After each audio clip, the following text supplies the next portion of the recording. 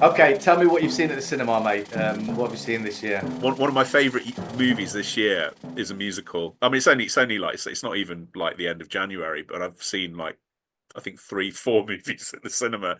Um, but the one that really caught me off guard, I went in sort of knowing it would probably be good, but if you sort of shade me on paper, like in sort of early 2025, there's going to be a movie about the life of Robbie Williams. That would have been sort of I'm never going to see that film. And it was phenomenal. I really enjoyed it. Had a real energy to it, a darkness to it, a level of experimentation. Because obviously, as I'm sure you're aware, I'm sure as most listeners are aware, the central conceit is that they have Robbie Williams. He's doing his own voice, but they represent him as a chimpanzee, and I really enjoyed it. It's one of the best things I've seen in this sort of year of meager cinematic offerings that I've actually bothered to go and see and stuff like that. And I never liked Robbie Williams. I've not liked his music. I don't like his voice. I've never warmed to him as a person. And and Angels, I think, is just an aberration of blight. Um, Yeah. and I've never liked Rock DJ. Their rendition of Angels and Rock DJ, the way they do them, the context in which they're filmed, I sort of love. I wouldn't say I love the songs, but I just love those moments in the movies. And Mm. it's another Aussie movie filmed largely in I don't know what it is about Australians and musicals and just filmed largely on interiors. Although I do think they film in I think they shut down Regent Street or something and shot a whole bit in the West End, which I assume was sort of recreated. And it's absolutely tanked at the box office, made no money, and, but it made me like Robbie Williams, and then I subsequently watched I don't know if it's sort of screened in America. There's a really good documentary, three-part BBC documentary on boy bands, and Robbie Williams just comes across as so knowing, funny, battered about by life, almost like sage-like, and it just the power of a musical to make me like Robbie Williams. Nosferatu, which Yeah. interestingly enough, I've sort of done a think about Nosferatu, and I enjoyed it. I think it's very impressive. But I'm sort of leaning a little bit more towards you because I've not wanted to go back and revisit it. There's something, and I'm not quite sure what, just something missing in terms of other Robert Eggers movies. Yeah. And that might be the simple fact that it's sort of based on something it can never live up to, you know. Um, and there's maybe a slight case of trying a little bit too hard to sort of square the circle and honor the original and do something a little bit new. I saw William Tell and the Class Bang historical action movie based on William Tell, which was pretty ropey, I thought. Apart from a really good mustache twirling turn from Connor Swindles as the villain, he's great. Um, Connor Swindles. Who the Oh, fuck's Connor! Oh, that, you don't mate? know him. Connor Swindles he's terrific. Well, look him up. He again. He's one of the guys from Sex Education. So he starts Okay. out Yeah. as Yeah. like Yeah. quite an unsympathetic character. He's a guy that bullies Ncuti Gatwa. Um, and then by the end of the series, he's one of your well, the end of the series, I didn't make it into season four because it was horrible. And he's great, but he's also the star of the Stephen Knight SAS Rogue Heroes, which is really good, which is sort of about the formation of the SAS in World War Two, and it's like him and Jack O'Connell are kind of like a bit of a double act in that. Um, and he's in Barbie, he's like the sort of like the guy in the boardroom that you know Yes. Will Ferrell bullies, and he just has a lot of range. He's supposed to be very good. I've not seen it, but he's in the Noel Fielding Dick Turpin comedy series, which has got kind of mixed reviews. But they said he's great. He turns up as like kind of a bit more of an alpha highwayman, and Hmm. he's a very good actor. And everything I've seen him in, he just has a real range and a real presence, and there's a real kind of sparkle to what he does. And Hmm. um, yeah, and it's got Ben Kingsley's in it, and he's got this kind of really strange sort of period in his career where I'm just going to do any old crap now. I don't really care. He's at that point. I'll just turn up in anything. I'm Ben Kingsley. I've just got Yeah, nothing to man. prove. I'm just going to Yeah. enjoy myself. Just do a couple of Why not? turn in a slightly eccentric performance in something that is massively beneath him, and just walk off with the money. And yeah, and it's Emily Beecham. I like, but it was just a silly action movie, and sort of quite badly written. A lot of kind of modern attitudes back projected into the Middle Ages. So you can't have these kind of historical figures, these warlords, do what they do without a pep talk from a princess or a wife. And it's just that whole thing. It's like, and you just think, and even looking at the historical thing, there's a key assassination that was done by a man, that's done by a woman, and it just felt like it had been kind of committee shaped to, Yeah, and it was yeah. just, and then Class Banger I like, but it's, he's not a speech man. They got a bit where he delivers this rousing speech, and he's not a big speech guy, and it just feels like you kind of at a motivational seminar where everyone's dressed up as medieval people for no discernible reason. So and the other thing I saw was Wolfman, I which, saw that as well. yeah. Well, what did you think of it? I thought it was terrible, mate. I, I I mean, think yeah, that's the only reason why I saw Wolfman was that I was invited to see it by the people at Nixco, kind people, yeah, at a big IMAX showing, yeah, and it was introduced by Lee Wanell. He was there. yeah. Um, I I like him. just How did he come across? came across lovely, mate. Came across Yeah. like a really nice guy. I didn't really like Invisible Man very much. I thought it had like some moments. I thought Invisible Man was a better film Hmm. than Wolfman, No, but I I agree. don't. There's no stakes, mate. Hmm. Yeah, They're not killing the wife. They're not killing the kid. There's nobody else to kill. You're just waiting for him to die. Oh, his dad's come back. Well, you knew it was going to be his dad anyway. You need stakes. Like, I don't care. Like, I thought Christopher Abbott was brilliant. I think he's always good. I think he emoted brilliantly within whatever makeup he had on. But it's not enough, mate. It's not enough. Thought some of the scripting was shit. I thought that Julia Garner was just not doing anything. I'm not saying that it's her fault. I think that's more Lee Whannell's fault and directing, as opposed to her not. I think she's a great actress. So, like, yeah, some of the dialogue was shit. Yeah, some of it was amazing. So the seeing from his point of view, seeing that was great. But apart from that, yeah, what did you I think? I liked it more than you did, but I thought it was flawed. I think it was like Lee Whannell's. I mean, notwithstanding his Insidious like sequel, which I think I've seen. I can't remember too much about it, but I mean, I like the Invisible Man, but I didn't really like the ending very much. I thought the ending but I still think Upgrade's his best film. I think Upgrade's I brilliant. I agree. Yeah, and I think it was a kind of the least of those three. I like what I wish they'd done is I wish they just stuck with the prologue, and that had been the movie. Just like this dad and his son stuck in the wilderness with this monster. And I thought the beginning was really really good. Yeah, Um, um, my issue with it was it absolutely telegraphed where it was going to go.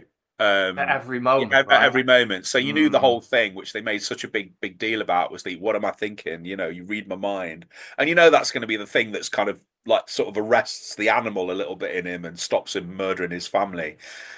Yeah, you knew it was going to be his dad, and even the thing of like the last shot where they're looking at the wilderness and it calls back to the beginning. Everything you feel everything being sort of mapped out, and there's no surprises. But I still thought there was some effective sequences. I liked. I enjoyed it, even though it was sort of it just went exactly where I expected it to go, and there were no surprises, mm, and I didn't.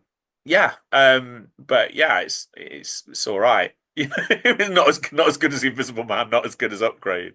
Um, yeah. I think I like seeing people develop their signatures. So you've got he likes invisible breath, doesn't he? Because obviously they make a big thing about that in the Invisible Man, which is like terrifying. When you just first she goes outside and you just see the breath of the Invisible Man next to her, and she doesn't see it, and they basically repeat that, don't they, with the breath of the monster, even Right. though they call back to it. That's how she sort of kills it in the end, and all of that sort of stuff. Hmm. But yeah, yeah, it was. I enjoyed it, but it was, yeah. I kind of agree with a lot of what you say, but with kind of less annoyance. Less vehemence. Yeah, and I think the fact that Um, I don't know if this made a difference, but the fact that I saw that before, I saw that and William Tell on the same day, and William Tell was just like, so that kind of probably elevated Wolfman a little bit because I'd seen that 1 second and it was just a bit too long as well. But that's it. That's all I've seen at the cinema. And I'm in a weird position at the moment because I've got no appetite for the big kind of incredibly well reviewed Oscar movies. So I don't. This will annoy you, but I've got no desire to see a real pain. it's Um, not. It's okay, mate. It's all right, no, okay. no, I mean, that's it's good. not. That helps. And I, It's. I It's. really Don't can't. get me wrong. It's enjoyable. It is Yeah, enjoyable, but it's not. It's not amazing. You know. but also, Um. but I mean, the film that hasn't got a shred of like anything less than praise attached to it is The Brutalist. I just, Yeah. I just can't be bothered. I can't be I. bothered with. I've been thinking about it. I think I might have to, Yeah, just to do it, and also what I was thinking that there's not been a great deal of things filmed out of the cinema that I've really been desperate to see. Obviously, mm, Nosferatu came out. Nosferatu, just briefly, I think maybe we said this anyway, but you were saying about like no, there was no surprises in Wolfman, which obviously I feel the same way for Nosferatu. yeah. You don't that We know this story so well. Even if you don't know the story, Dracula is like massively in the cultural pantheon. So you know kind of what's going to happen, even if they just do it slightly differently. And especially us coming off the back of doing Bram Stoker's last year and going, balls deep on the whole Dracula thing. I just found it like again, I'm not, I don't care, I don't care, I don't care. I found, and I think he's a really good actor. Dracula, what's his name? Bill Sarsgaard. I think he's a brilliant actor. I really do. But I felt that his voice was the same all the way through it. There was no light and shade in it. And again, I think that might have been to do with the directing, but it just didn't feel anything. Show him, don't show him. I'm not going to be scared. Like the only way that you can try and scare anybody in a Nosferatu film is doing a jump scare, which is the cheapest way of scaring people. Think about Longlegs and how scary that was. Think about Hereditary, how scary that was. They didn't really do any of that. It was all undercut with this like feeling of dread that is just much more intelligent. So yeah, Nosferatu, I just felt was a mishmash of too many different things, probably too much money, and it just didn't work. Like I enjoyed it probably more than I enjoyed Wolfman, but marginally. I'm genuinely glad it did really, really well because that just gives him. I'm Yeah, always going to be interested in what he does, and he's doing a medieval werewolf movie next, and then apparently he's yeah, doing yeah. a which I mean I love werewolf movies, and I'd really want to see that, and like I love well-made movies, mate. Like Wolfman was a werewolf movie, yeah, and It he wasn't. no, I think it was well made. I think it was technically kind of astonishing, but it was like but Yeah, the I actually script, thought the I actually thought, and editing. this is always the case with sort of Dracula. It's like often the most effective bits are the Jonathan Harker bits. And I thought that worked really well. I tell you who I thought was brilliant in it, and probably didn't get enough kudos in the round robin of praise on the actors was Nicholas Hoult. Um, 100%. and Yeah. Nicholas Hoult really, in the same way that Ray Winston in Sexy Beast assists Ben Kingsley massively by convincing you Mm, that he's mm. terrified of this guy, because in reality, Ray Winston would pull Ben Kingsley's arms and legs off. But, Yeah, but yeah, he convinces you that this guy. I mean, it's a mixture. It's obviously what Ben Kingsley does, but it wouldn't work so much if Ray Winston didn't sell his fear to you as an audience that yeah, he's yeah. absolutely terrified of this guy. And I think because I'd seen The Order just before Christmas as well. That's another film I saw. The Jude Law, Nicholas Hoult movie about the investigation into white supremacist group that were committing acts of terror, and it was the first time that How was that? it was all right. And that was the Yeah. thing. It was okay. And again, it's sort of there was a lot that was telegraphed. But Jude Law and Nicholas Hoult are terrific in it. You know, and Nicholas Hoult he's a big guy. You forget how big he's not always cast for his size until he plays a villain. So you don't realize how big he is until they want him to be big, saying something like oh, I've forgotten the Angelina Please, Jolie. X-Men. No, Oh, no, I was yeah, thinking the yeah. Those Angelina. who want Yeah, to die or those something, who wish me whatever. dead, and Yeah, he's big, and they film yeah, him as a big guy, and in this he's a big guy. He's very still, you know. He's got that terrifying sort of quiet, absolute sort of conviction in his own messed up ideology that you can't argue him yeah, down on, you know. And he's really really good in that, and you know, and obviously, you know, and I think he really sells the fact that he's this guy in over his head, and he's absolutely terrified. He's in this situation that he has no control over, and I think he's really good. I thought Lily Rose Depp was brilliant physically. I had a little bit of an issue with her delivery of lines. She seems to struggle. But the lines were a bit ripe. I think he's very good at period dialogue, but in this, it just felt like leaning into sort of almost like cod period dialogue, which is the first time in a Robert Eggers film I've ever seen that. Because normally I yeah. think he's got this absolute kind of alchemy where he can do what is really hard to do and make you believe that people are, that you're listening to someone talk from that period, and it doesn't feel like Hmm. someone mangling, their version of 19th century speech or 17th century speech. But I thought physically she was astonishing. I thought what she did, in her transformations was brilliant. And I liked Bill Skarsgård's vocal performance, but I think it wasn't the film's fault, but it just seemed to lead. It's almost like they hadn't watched What We Do in the Shadows, because there were times when it just seemed to be kind of on the edge of Hmm. Nando the Relentless. And I Hmm. think I think Kevin Novak has maybe kind of ruined kind of Bela Lugosi style, Yeah. Transylvanian accented vampires for probably like the next 20 years, in the way that, you couldn't really make a medieval film after, sort of Monty Python and the Holy Grail without people sort of sniggering a little bit, Hmm. and stuff. So yeah, I kind of I enjoyed it. It was one of these things where it was just that kind of dawning revelation. I don't think this is going to be on my best of at the end of the year. It Not seems to even sort of, close, mate. yeah, it seems to It fade. could have been, maybe, Yeah. but And talking I about, think there were moments of brilliance in it and greatness. I like the bit in the Gypsy Village. That was really kind of a little bit kind of, yeah, yeah. like who are these, what are they to him, or what do they feel about him? Are they friendly, are they sinister, is he just misreading the village, and I thought that was a really really good, sequence. Yeah, and I thought The Simon McBurney was really good as Knock. I Bernie, thought yeah. he was great. But yeah, it was, because Nicholas Hoult. yeah, Go on. got I'm him. just going to say about Nicholas Hoult. Yeah, All that section up until he escapes yeah, was actually did have stakes, yeah, and as you said, he really sells that sort of fear of where he's at and trying to yeah. escape and being in over his head. And Nicholas Hoult is a really interesting actor, considering he's kind of like a pretty boy, but he's always good in whatever he does. Mm. But you never go, fuck me, did you see Nicholas Hoult in that performance? But you never say he's rubbish. Like you always really appreciate what he does, but he's like Charlie said he was a chameleon. He's a bit of a chameleon, even though he's not like a character actor, like he doesn't change physically, but he slots to films and he always seems to know what film he's in, Yeah, that's really good. That's really good. you Yeah. know? Because Aaron Taylor Johnson, I thought was horrible No, in no, I this film. agree. He Like was he awful. He was really, really really bad. horrible. Like, Yeah. what are you doing, mate? Like, yeah, It you're just meant seems to like be no a one decent was actor. directing him, or no one had the kind of nerve to say, just tone it down Yeah, a bit. Or I just think he was just fundamentally miscast. yeah, yeah, yeah. It was a shame. And Willem Dafoe as well. Like, I love Willem Dafoe. He's like really is one of my favorite actors. I just felt some of the dialogue was just a little bit weak. I Yeah. don't know if it was again the editing or the script or something, but yeah, it didn't feel. I'm always blown away by Willem Dafoe, and I wasn't blown away by him in this, Yeah.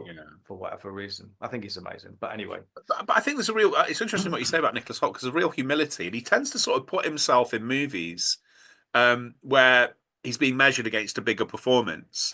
So he's in. Everything's big. No, the world's big in Mad Max Fury Road, but then yeah, he sort of allows himself to be overshadowed by, obviously Tom Hardy and Charlize Theron, ironically, which are characters that barely speak. He's quite big in. I keep forgetting that he was in, and he's very very good in the Favorite. You know, Mm. yeah, he's terrific in that. But And brilliant you in The remember the Great women, as don't you? You well. remember the three Yeah, women, and then you think, oh yeah, he was in that. And again in Renfield, he's the whole I need to point of see him. that. I really enjoyed. I don't know if you've seen Renfield. Yeah, no, I will watch it. I And will watch it's it. like he is, you know, by nature he has to defer not just to Nicolas Cage as a character as Dracula, but he's subservient to him. So by nature he's diminishing himself because you've got this big Brilliant. performance from Nicolas Cage. Mm. Yes, no, I think he's terrific. Yeah, yeah, Really, I really good. agree. Yeah. So I've got a few films that I saw at Big the fan of. cinema. So Nosferatu, Wolfman, September 5, which I thoroughly enjoyed. Really well put together in that sort of like neo-realist kind of, well, it's not even neo-realist, but like docu-realist way. The Big Short, who's the director behind The Big Short? Those kind of films. Oh, is it Adam McKay? It's not the guy. Yeah. Yeah, Adam McKay, like a lot of his type of films kind of like that. It feels like the sheen of the color grading of the film makes it like a little bit realer, less sort of poppy Yeah. and cinematic and yeah, really fun. Really good, mate. Definitely worth a look at. Nice to see it on the big screen. Like tense and really sort of propulsive, like sort of Yeah. takes you through that journey. And yeah, it was really good, mate. Really well put together, really well acted. One of the main dudes, or sort of the main anchor. I was looking at him going, I know him. I'd seen him in the trailer. I was like, where do I fuck do I know him from? And then I looked him up and realized his name, John Margaro, and he was the husband in Past Lives. Ah, okay. Yeah, and he's really good, mate, and he gets like a lot of screen time, so Yeah. it'd be nice to You know, see he more of was him. good. But I did see a double bill of Parthenope and All We Imagine as Light the other day. That those two films were only on one cinema that's like over an hour away from me, but they'd been on for like 3 weeks, and I was like trying to work it out on a Monday. It's my day off. I can go and see the double bill. I love Parthenope. I then read some of reviews and people didn't seem to like it as much as I loved it. But I love Paolo Sorrentino. There are films that I've seen of his that were okay, but when he's at his best, obviously The Great Beauty, even going back to Consequences of Love that we both watched again recently, didn't we, a few years ago?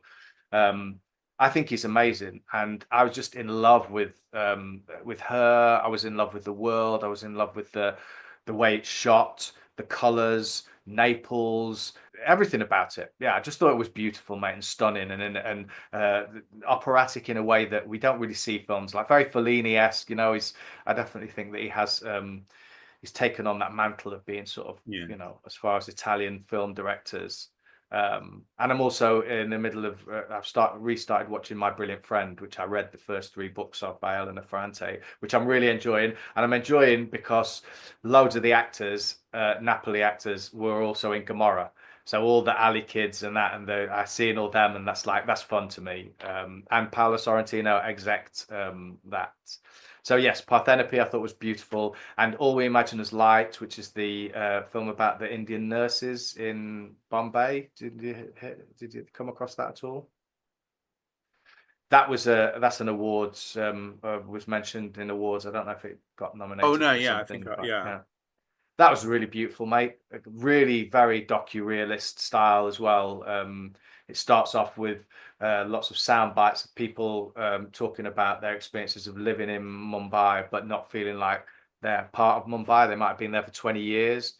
It got me thinking about like living in London for 20 years. Like I never really felt like I was a Londoner, even though you're there for such a time. And then Yeah. then somebody said, you don't make money in London, you have money. I thought that's so Yeah. true. Like you're constantly trying to fucking get enough to get your rent and stuff. Unless you have money, then you can live in London. You know, that Yeah. wasn't my experience of it, although it was fun living in London. So yeah, so yeah, Nosferatu, Wolfman, Parthenope, All We Imagine Is Light, and September 5. And maybe The Brutalist tomorrow, maybe. Yeah. I just Or want to what else? watch fun films. I just want, Yeah. yeah. So I've got this. I told you now. I've got this like secret. Well, wait, it might be the last time I see anything at Cineworld because they've gone bust and they're shutting down Nottingham Oh, Cineworld. really? So I'm gonna have to actually properly pay for films now. There's another company taking over the site, View Cinemas. I don't know much about them. So we'll Yeah. see what kind of if they do any kind of deals. But I'm just gonna have to like really be diligent about hunting down the the cheap days, things like that. But I'll just see less movies, and just be a bit more. No, keep watching movies, mate. It's Oh no, I fine. watch We're movies, not but done. I might have It's to just catch them. Just be a bit more judicious about what I watch at the cinema and yeah. like catch I stuff think on you should do that streaming. anyway. Yeah, shut up. I have not always been so lucky in love. Of course, there were my 37 wives, but they mostly hated me. I had a dry spell for about 200 years. I have been very lonely, and the obvious fix is to take a bride immediately, preferably before the end of the month. The mission has been completed. Truly.